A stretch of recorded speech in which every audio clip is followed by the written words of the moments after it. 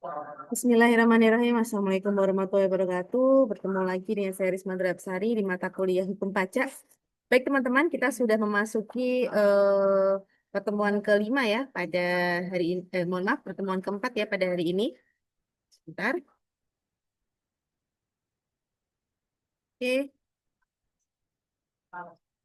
saya izin share untuk materinya. Oh ya, teman-teman, untuk tugas itu hanya ada di pertemuan ketiga kemarin ya. Jadi, mohon maaf, tugas untuk kuis. Jadi, teman-teman segera cek kuisnya ya. Sudah aktif ya. Mohon dicek terlebih dahulu ya untuk kuisnya.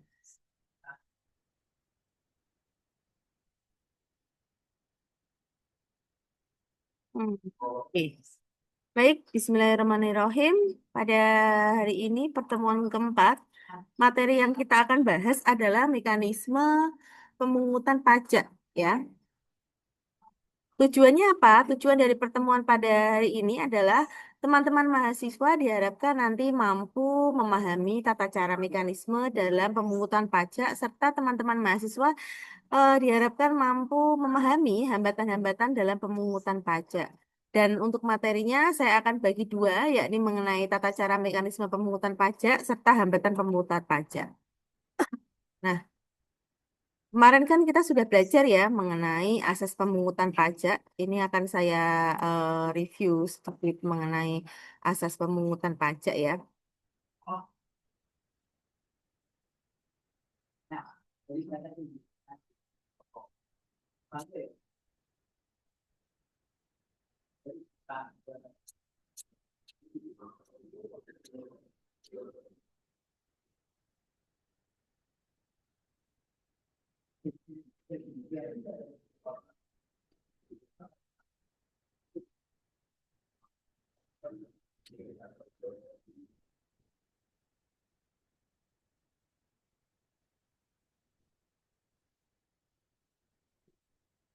Ini ya. Kalau kemarin asas pemungutan pajak kita bisa melihat di asas yuridis ya. Asas yuridis ini asas yang mensyaratkan bahwa pemungutan pajak itu harus berdasarkan undang-undang. Artinya pemungutan pajak di Indonesia itu harus terlebih dahulu mendapatkan persetujuan rakyat. Dan di Indonesia itu tertuang di pasal 23 ayat 2 Undang-Undang Dasar 45 ya. Terus kemarin kita juga membahas filosofi yang terkandung di dalam pasal 23 ya. Pajak merupakan peralihan kekayaan atau harta dari rakyat kepada pemerintah yang tidak ada imbalannya secara langsung namun dapat ditunjuk.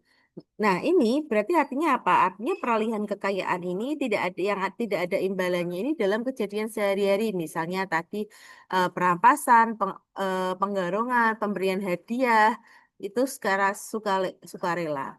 Nah, ini agar pemungutan pajak tidak dikatakan sebagai kategori tadi ya, perampokan atau penggarongan atau pemberian hadiah sukarela, maka diisyaratkan bahwa pajak sebelum dikenakan kepada rakyat harus mendapat persetujuan dari DPR. Jadi eh, ketika melakukan pungutan pajak itu sudah disetujui oleh DPR.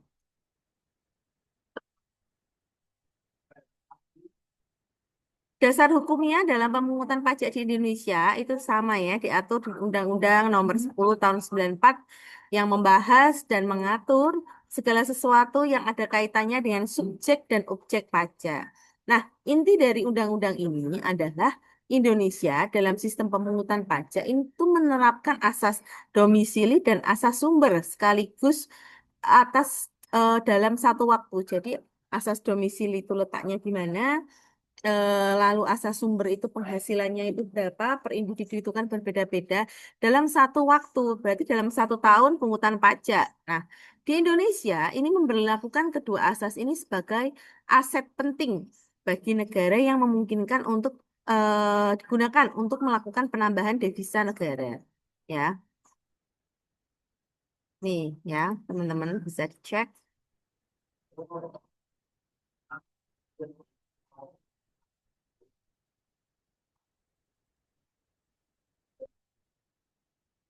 Nah, kalau dilihat dari asas domisili, berarti asas ini memberikan kewenangan kepada negara untuk memungut ya si WP atau taxpayer ini yang bertempat tinggal di wilayahnya. Berarti wilayahnya di mana? Di Indonesia. Berarti pemerintah Indonesia berhak atau berwenang untuk memungut pajak kepada WP.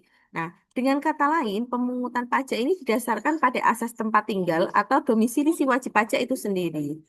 Nah, misalnya apabila ada WNI ini memperoleh penghasilan dari Indonesia ya, dan dari luar Indonesia, maka penghasilan yang dari Indonesia ini pemerintah Indonesia berhak untuk melakukan pemungutan pajak pada WNI tersebut ya, baik penghasilannya yang ada di Indonesia maupun penghasilannya yang ada di luar Indonesia. Nah, yang kedua, tadi asas sumber. Nah, asas sumber itu apa?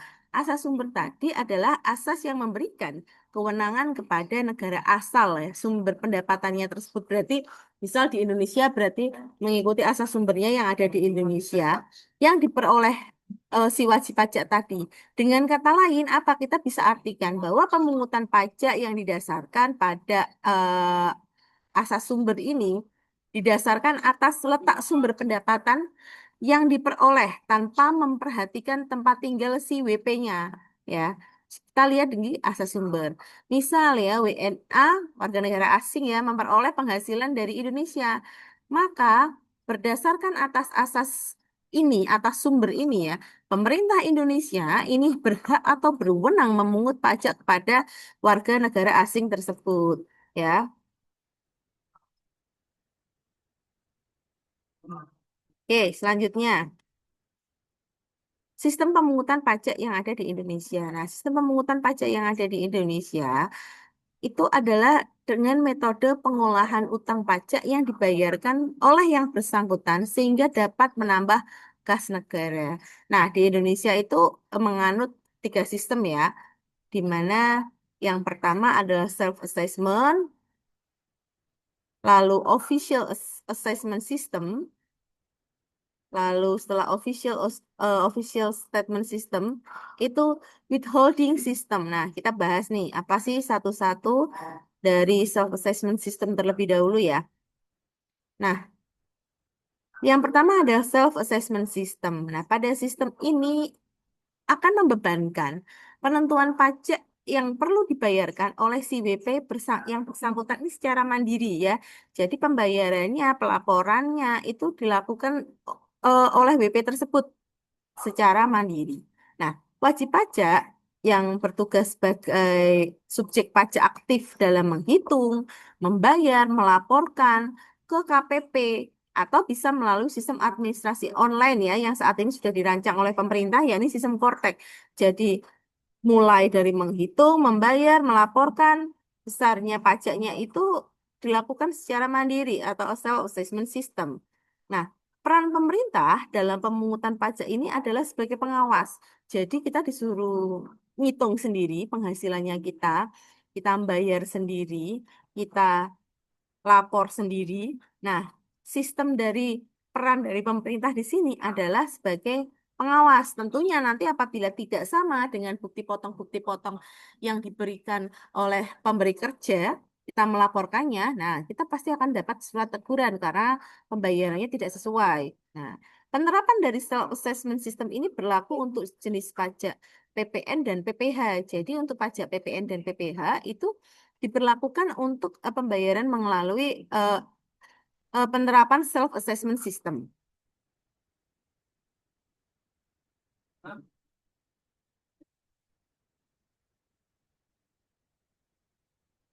Nah, teman-teman, di dalam self assessment system itu bisa kita katakan juga ya pemungutan pajak yang memberikan wewenang kepada WP dalam menentukan besarnya pajak terhutangnya. Nah, di dalam sistem ini WP ini diberi kepercayaan penuh sepenuhnya oleh Direktorat Jenderal Pajak ya, guna meningkatkan yang namanya kesadaran dan peran serta masyarakat dalam menyetorkan pajaknya itu seperti apa. Nah, tapi dari sini ada celah. Apa itu konsekuensi dari adanya self assessment system ini? Nah, konsekuensinya apa? Masyarakat ini mau tidak mau, suka tidak suka, itu harus benar-benar belajar mengenai tata cara menghitung pajak dan segala sesuatunya yang berhubungan dengan pelunasan pajaknya, mulai dari menghitung, membayar, melaporkan. Ini benar-benar harus dikuasai, ya. Ciri-cirinya apa? Kita bisa melihat di mana wewenang menentukan besar pajak terhutangnya pada wajib pajak itu sendiri. Lalu wajib pajak itu aktif. Aktif mulai menghitung, mulai menyetor, dan mulai melaporkan pajak terhutangnya sendiri. Nah, di sini Fiskus atau yang Fiskus ini apa namanya pegawai pemerintah yang bekerja di bidang perpajakan ya Fiskus ya, misal AR-nya, KPP atau apa itu tidak ikut campur dan hanya mengawasi ini ya. Sekali lagi teman-teman bisa melihat bahwa Fiskus ini berperan atau bertugas sebagai pengawas saja ya. Jadi tidak si Fiskus itu tidak apa ya tidak memberikan arah ya memberikan arahan. Kalau teman-teman datang ke kantor DJP online ada ya yang memberikan arahan terkait misal mau pelaporan SPT tahunan OP. Nah, itu ada pengarahannya. Tetapi sebenarnya kita sebagai wajib pajak itu ada yang namanya AR. Nah, AR itu tugasnya itu AR atau Fiskus ini tugasnya adalah memantau kita benar nggak sih si A ini benar nggak sih si Risma ini pelaporannya benar nggak pendapatan yang dihasilkan si Risma dalam tahun pajak tertentu seperti eh, dengan bukti potongnya sama atau tidak itu hanya melakukan pengawasannya saja. Tapi nanti kalau misal tidak, wah secara sistem dia pasti akan menerima laporan dan dia nanti kalau misal nggak sama dia akan memberikan surat teguran kepada kita. Ya, contohnya seperti itu terkait dengan self-assessment system. Selanjutnya adalah nih, selanjutnya adalah official assessment system. Pada assessment system ini bisa kita lihat ya teman-teman bahwa sistem pemungutan ini diberi wewenang kepada pemerintah atau fiskus untuk menentukan besarnya pajak terhutang oleh wajib pajak. Nah, si Fiskus ini di dalam sistem pemungutan pajak berdasarkan official assessment system, ini si Fiskus ini diberikan wewenang kepada wewenang untuk menentukan besarnya wajib pajak terhutang oleh si WP. Nah, wewenang ini menentukan besarnya pajak terhutangnya pada Fiskus itu berapa, lalu wajib pajak bersifat pasif dan menunggu ketetapan Fiskus dan besaran utang pajaknya itu berapa, utang pajak timbul setelah dikeluarkannya SKP oleh Fiskus itu berapa. Nah, sistem ini juga tidak memberikan celah ya. Di sini ada celahnya. Celah atau kelemahan-kelemahan dari sistem official assessment system ini adalah eh, pelaksanaan kewajiban perpajakan ini sangat tergantung pada aparat perpajakan. Nah, kita cuma gantung ke sama fiskusnya saja. Sehingga apa? Ini menimbulkan kecenderungan masyarakat sebagai wajib pajak itu kurang bertanggung jawab dan eh, apa ya, Bu Risma sering lebih kayak menyepelekan kalau menggunakan official assessment system. Nah, selanjutnya, celahnya bisa kita lihat bahwa pemungutan pajak ini sangat berbelit, ya, karena nanti nunggu perhitungan-perhitungan terlebih dahulu dari fiskus. Fiskusnya berapa, eh, yang ditangani WP-nya itu satu fiskus bisa menangani ratusan WP. Nah, itu kan sifatnya sangat menunggu ya, sangat berbelit-belit ya untuk sistem pemungutannya. Selanjutnya adalah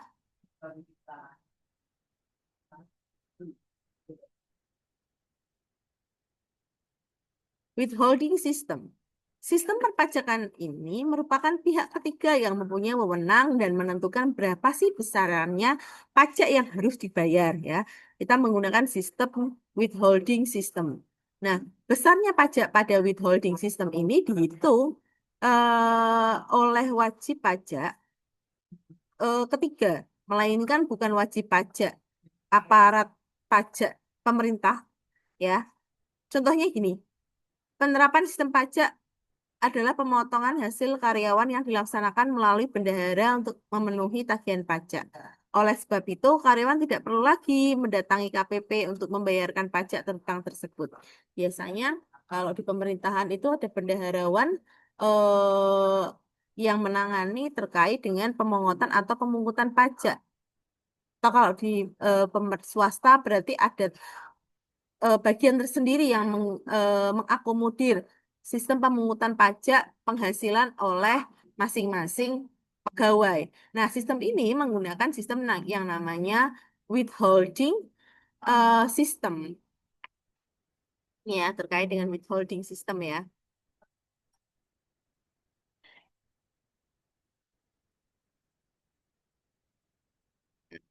Penerapan dari sistem ini, penerapan dari sistem withholding system ini biasanya memberikan dorongan peningkatan kepatuhan sukarela atau voluntary compliance, di mana pemberi penghasilan itu harus melaporkan dan mencantumkan identitas siapa sih penerimanya, dan pajak terhutangnya itu dengan mudah dikumpulkan oleh si pemberi kerja atau pemberi penghasilan dengan kesederhanaan dokumentasi. Ya, kalau withholding system itu sudah diakomodir sendiri ya. Ada yang mendokumentasikan atau mengadministrasikan tersendiri. Nah, ciri-ciri dari withholding system adalah wewenang menentukan besarnya pajak terhutang pada pihak ketiga selain Fiskus dan WP ya. Nah, itu bisa teman-teman lihat kalau teman-teman mau lihat di bukunya Pak Mardiasmo itu dijelaskan juga mengenai withholding system. Lalu dapat pula dikatakan bahwa yes, ini merupakan salah satu metode pengumpulan pajak penghasilan yang merupakan bagian dari seluruh penghasilan yang diterima oleh si subjek pajak dalam 1 tahun, baik dipotong, disetor, dan dilaporkannya oleh si pemberi penghasilan. Memang berarti ini enak ya kalau menggunakan sistem withholding system. Semuanya sudah dihitungkan, sudah dibayarkan, sudah dilaporkan. Wah, berarti ini sudah paket komplit kalau menggunakan withholding system. Namun, pada saat ini di Indonesia menggunakan sistem pemungutan pajaknya adalah self-assessment system. Jadi untuk PPH dan PPN kita untuk membayar, menghitung, membayar dan melaporkannya secara pribadi. Nah, ini ya teman-teman ya. Lalu apa saja hambatan-hambatan dalam eh, pemungutan pajak antara lain. Yang pertama adalah adanya perlawanan aktif ya. Tentunya kalau kita berbicara mengenai perlawanan aktif ya, ini perlawanan si wajib pajak yang tidak mau membayar atau dengan sengaja memang mau mengurangi jumlah pajak yang dia harus dibayar. Terus selalu ada perlawanan pasif. Kalau tadi aktif itu memang sengaja nih, "Ini saya nggak mau bayar pajak."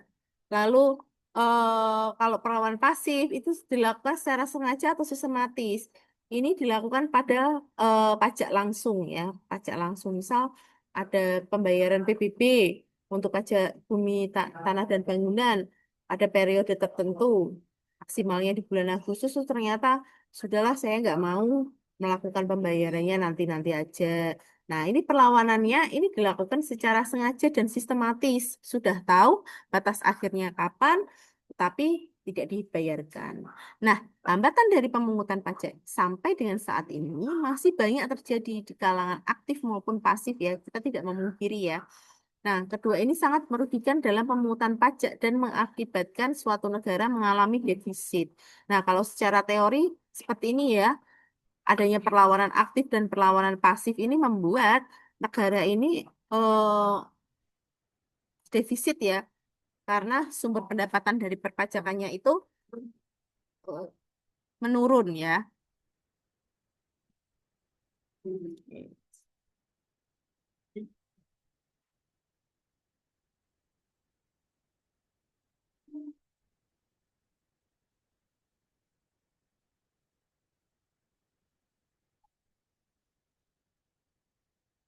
Nah, teman-teman, Bu Risma tadi juga sudah menambahkan satu referensi buku lagi.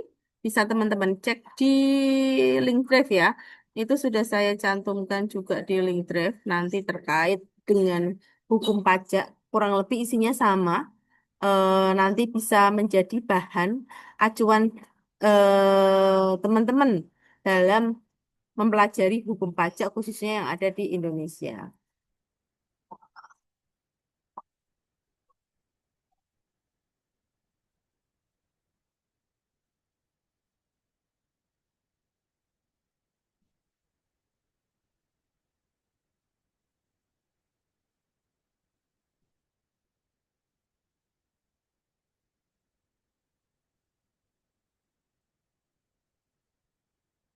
Hmm.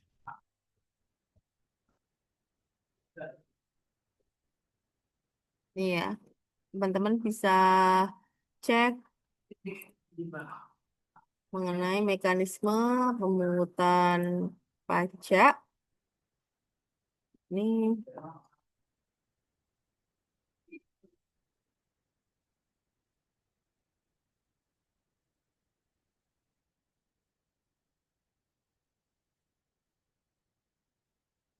di dalam mekanisme pemungutan pajak berarti di sini tadi sudah jelas teman-teman sudah mempelajari mengenai tadi tata cara mekanisme pemungutan pajak dan hambatannya, hambatan-hambatan apa saja yang ada di dalam mekanisme pemungutan pajak. Nah, di sini kita bisa melihat ya teman-teman bahwa adanya mekanisme pemungutan pajak ini merupakan sistem di mana dia akan menghitung, memotong, menyetor, dan melapor ke kas negara. Baik dengan assessment apa self assessment system, namun terkadang pada prakteknya di Indonesia itu sudah dihitungkan dengan withholding system ya karena untuk ini ya efisiensi serta efektivitas dalam pemungutan pajak.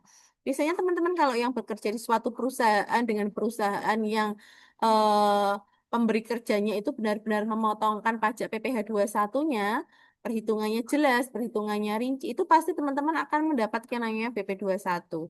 Nah, BP 21-nya itu nanti akan teman-teman klaimkan ketika teman-teman akan menghitung proporsi pajak yang disetahunkan di dalam tahun pajak tersebut. Nah, ini di sini kalau di Indonesia itu kan memang untuk pelaporannya kita melapor sendiri, tapi di Indonesia itu cenderung eh, untuk perhitungannya itu biasanya sudah dihitungkan dengan menggunakan withholding system. Nanti kita sudah menerima bukti potongnya, kita tinggal melaporkan saja, melaporkan sesuai dengan laporannya. Nah, seperti itu kan. Jadi sudah sudah ini apa namanya? Sudah kita sebagai WP ini kalau misal sudah bekerja terus memang pekerjaannya di tempat kerjanya memang terstruktur dan administratif, kita tinggal melaporkannya saja menggunakan self assessment system menggunakan sistem Cortex. Nah, ini teman-teman bisa ya untuk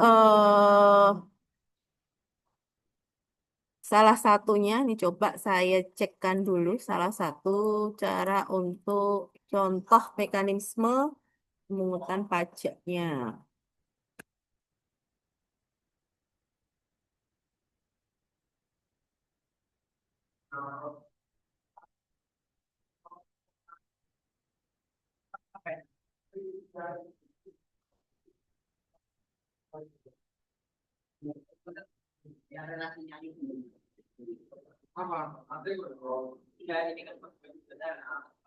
Nah, ini adalah salah satu contoh ya teman-teman ya. Misal, ilustrasinya adalah pajak bumi dan bangunan.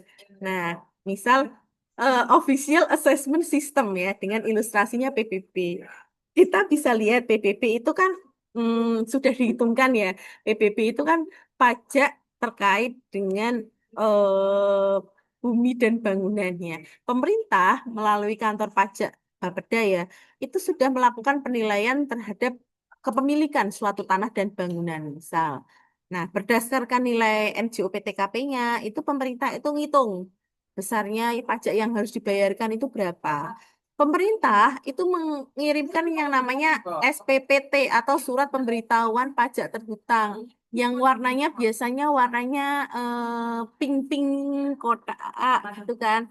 Ada namanya siapa, nilai NJOP-nya berapa, lalu eh, jumlah yang harus dibayar berapa. Nah, setelah itu, si WP, si wajib pajak ini ya, terus membayar pajak sesuai dengan jumlah yang ditetapkan. Biasanya bisa melewat Bapeda sendiri atau melalui bank-bank yang ditunjuk u- yang bisa untuk membayar pajak bumi dan bangunan. Nah, berarti ilustrasinya sederhananya, pemerintah itu sudah menghitungkan pajaknya, ngirim SPT-nya, si WP ini tinggal apa? Tinggal bayar pajaknya saja. Nah, itu terkait dengan official assessment system, berarti sudah di koordinir nih sama pemerintah, kita tinggal bayar saja. Lalu yang kedua self assessment system. Nah, misal kita cek ya, Ibu Bapak Nando ini merupakan salah satu pemilik toko ya, pemilik toko. Di dalam 1 tahun pajak, Bapak Nando ini memperoleh penghasilan kurang lebihnya 300 juta dengan kategori UMKM. Nah, di sini Pak Nando ini harus yang namanya hitung pajaknya sendiri sesuai dengan tarif yang berlaku, hitung, habis itu eh, membayar, setelah membayar dia Pak Nando itu wajib melapor ya. Ketika Pak Nando membayar, Pak Nando itu akan menyetorkan pajak tersebut ke kas negara menggunakan yang namanya e-billing ya, e-billing. Setelah itu dilaporkan pajaknya di SPT tahunannya Pak Nando ke DJP. Jadi Pak Nando ini seorang wajib pajak yang tarafnya dia UMKM, dia bayar pajak, dia ngelaporkan pajaknya, dan di sini Fiskus atau pemerintah DJP ini mengawasi dari pelaporannya si Pak Nando sesuai nggak dengan laporan keuangannya seperti itu. Ya, selanjutnya adalah withholding system. Withholding system ini biasanya kasusnya adalah dengan pajak penghasilan PPh satu. Misal di sini contoh lagi, Pak Lukman di sini bekerja di suatu perusahaan. Gajinya kurang lebih 8 juta per bulan. Dan di sini perusahaan ini telah menghitung berapa sih penghasilan Pak Lukman atas PPh satunya. Selain Pak Lukman dihitung PPh satunya, Pak Lukman itu juga dipotong PPh satunya secara langsung oleh perusahaan. Jadi, pajak tersebut itu sudah disetorkan ke kas negara. Pak Lukman ini tinggal apa? Tinggal melaporkan pajaknya. Kalau misal ada kurang bayar, ya berarti Pak Lukman tinggal melakukan pembayaran atas kekurangan bayar yang sudah dibayarkan oleh si withholding perusahaannya ini kepada kas negara. Jadi, kesimpulannya ada perusahaan ini menghitung pajak, lalu perusahaan memotong gajinya Pak Lukman, lalu perusahaan menyetorkan pajaknya ke kas negara. Nah, ini adalah kesimpulan dari ilustrasi-ilustrasi baik dari official assessment system, self-assessment system, ataupun withholding system. Jadi teman-teman harus bisa membedakan mana yang masuk ke self-assessment system, withholding system. Nah, itu teman-teman bisa harus membedakan. Nanti kalau teman-teman sudah lulus dari sini, teman-teman bekerja di bidang perpajakan juga teman-teman harus aware. Oh, saya di bagian ini, berarti saya harus mendapatkan hak ini sebagai seorang pegawai. Oh, saya harus mendapatkan bukti potong PP satu saya sebagai pegawai. Nah, itu juga teman-teman, kalau misal teman-teman di lingkungan masyarakat, oh ada PBB, berarti memang kewajiban saya untuk membayar PBB tersebut tanpa melakukan perhitungan ataupun pelaporan, tinggal bayar. Nah, sebenarnya seperti itu. Baik teman-teman, pada hari ini kita sudah membahas ya mengenai mekanisme pemungutan pajak dan Bu Risma juga sudah jelaskan ilustrasi-ilustrasinya tadi ya. Dan di sini apabila ada pertanyaan nanti bisa dituliskan di kolom baik di kolom WhatsApp grup Siakat maupun di live streaming YouTube. Terima kasih.